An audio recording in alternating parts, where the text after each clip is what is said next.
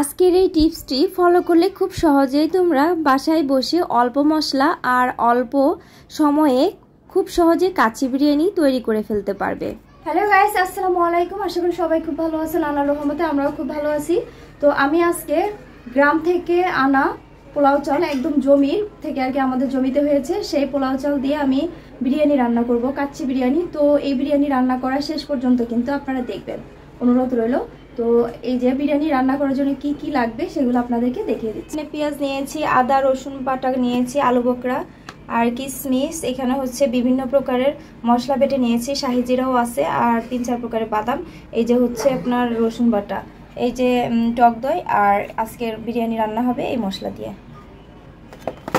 চুলায় প্যান বসিয়ে দিয়েছি আর এখন পরিমাণ মতো তেল দিয়ে দিলাম। তেল দেওয়ার পরে পরিমাণ মতো বেশি করে পেঁয়াজ কুচি করে নিয়েছি, আর এই কুচি করা পেঁয়াজ আমি বেরেস্তা করে নিয়েছি।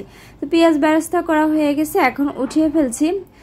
মনে রাখবেন পেঁয়াজগুলো যাতে পুড়ে না যায়। তো পেঁয়াজগুলো উঠানোর পরে আমি কিছু গরম মশলা ভেজে নিচ্ছি।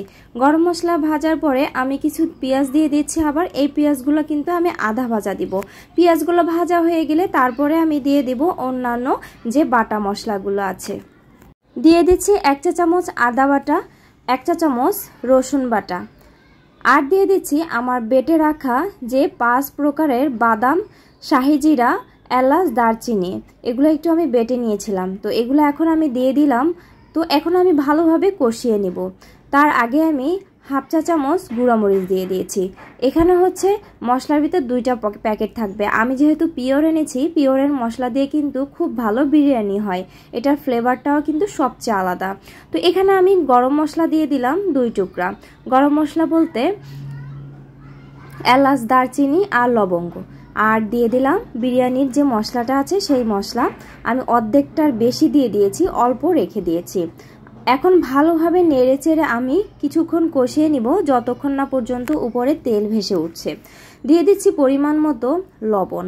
লবণটা পরিমাণ মতো দিয়ে দিবেন। আর এখন দিয়ে দিচ্ছি আপনার গুঁড়া দুধ, আর টমেটো সস দিয়ে দিলাম 1 চা চামচ। টমেটো সসের পরিমাণ বেশি দিবেন না, তাহলে কিন্তু এটা মিষ্টি মিষ্টি একটা ভাব আসে, এতে কিন্তু বিরিয়ানিটা একদমই মজা লাগে না। সব কিছু পরিমাণ মতো দেওয়ার চেষ্টা করবেন। ভালোভাবে নেড়ে চেড়ে নিতে হবে কিছুক্ষণ। আর হচ্ছে টেস্টি সল্ট দিয়ে দিয়েছি 1 চিমটি, বেশি দেওয়ার দরকার নাই। এখন উপর দিয়ে যেহেতু তেল ভেসে গিয়েছে, এখন আমি দিয়ে দিলাম গরুর গোশত। তো গরুর গোশত এখানে ছিল 1 কেজিরও বেশি। তো এই গরুর গোশতটা আমি কি করব, এখন ভালো করে কষিয়ে নিব। তো গরুর গোশতটা ভালোভাবে কষিয়ে নিতে হবে। দিয়ে দিলাম টক দই, আর এই টক দই কিন্তু বিরিয়ানির স্বাদ একদম বেশি পরিমাণে বাড়িয়ে দিবে। বেরেস্তা দিয়ে দিলাম। এখন ঢাকনা দিয়ে ঢেকে দিব। মা যে গ্রাম থেকে চাউল পাঠিয়েছে, সেই চাউল দিয়ে আজকে বিরিয়ানি হবে। তো এখন আমি গরুর মাংসটা ভালোভাবে নরম করার জন্য প্রেসার কুকারে দিয়ে দিয়েছি। এখানে 5-6টা সিটি দিলেই হবে, এতে মাংসটা অনেকটা সফট হয়ে যাবে।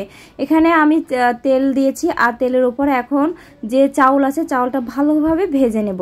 এই চাউলটা কিন্তু ভালো করে ভেজে নিতে হবে। আর আমি যে চাউল দিয়ে বিরিয়ানি রান্না করছি, এই চাউল হচ্ছে গুঁড়োমুড়ি চাউল। এটা কিন্তু পানি লাগবে একটু বেশি পরিমাণে, পানি কিন্তু গরম করে নিতে হবে। দিয়ে দিয়েছি কিছু কাঁচামরিচ, এতে ফ্লেভারটাও ভালো আসবে। তো এখন পোলাওটাও হয়ে গিয়েছে। দিয়ে দিলাম উপরে কিছু আলু বকরা। আলু বকরা না দিলে বিরিয়ানির স্বাদটা কিন্তু একদমই পাওয়া যায় না, এটার স্বাদ কিন্তু অন্যরকম। উপর থেকে কিছু ঘি দিয়ে দিলাম। আর যে মাংসটা আমি করেছি আর কি প্রেসার কুকারে, সেই মাংসটাও দিয়ে দিলাম। এখন ভালোভাবে আলতো হাতে নেড়ে চেড়ে নিচ্ছি। দেখুন কালারটা কত সুন্দর আসছে, আর ফ্লেভারের কথা কি বলবো, যদি আপনাদেরকে খাওয়াতে পারতাম তাহলে অনেক ভালো লাগতো।